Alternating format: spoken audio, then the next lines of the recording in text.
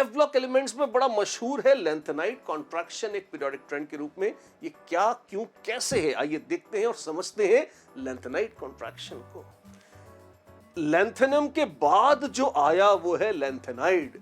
यहां पर देखिए है लैंथेनम ला, और यहां से सीरियम से लेकर ल्यूटिटियम तक जो चल रहा है, ला के बाद लू, तो ये लालू जो आ रहा है ये ऐसा है जहां बीच में घोटाले हैं।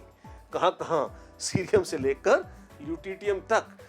जैसे जैसे आप अक्रॉस द पीरियड चल रहे हैं एफ ब्लॉक में, एटॉमिक रेडियस लगातार कम होती जा रही है। और जैसे जैसे क्यों कम होती जा रही है?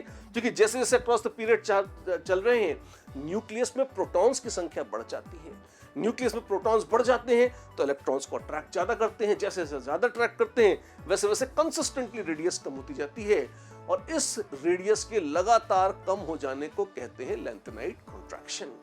कि लैंथेनाइड्स मतलब लैंथेनम के बाद आने वाले एफ ब्लॉक एलिमेंट्स सीरियम से ल्यूटिटियम तक जब आप जाएंगे तो लगातार चलते चलते चलते चलते न्यूक्लियर चार्ज बढ़ जाने के कारण कंसिस्टेंटली एटॉमिक रेडियस जो सीरियम से ल्यूटिटियम पर चलते चलते लगातार जैसे जैसे न्यूक्लियर चार्ज बढ़ जाता है एटॉमिक रेडियस कम हो जाती है।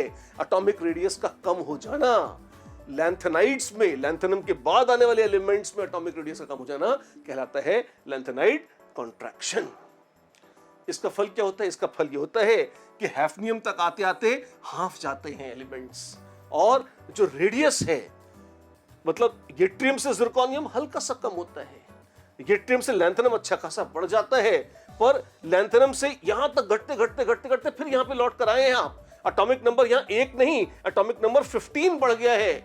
हैफनियम की रेडियस इतनी पिट जाती है कि जिरकोनियम से भी छोटी हो जाती है, और लोग कहते हैं अरे ये क्यों हो गया? एक लाइन में बोला जाता है लैंथेनाइड कॉन्ट्रैक्शन से हो गया।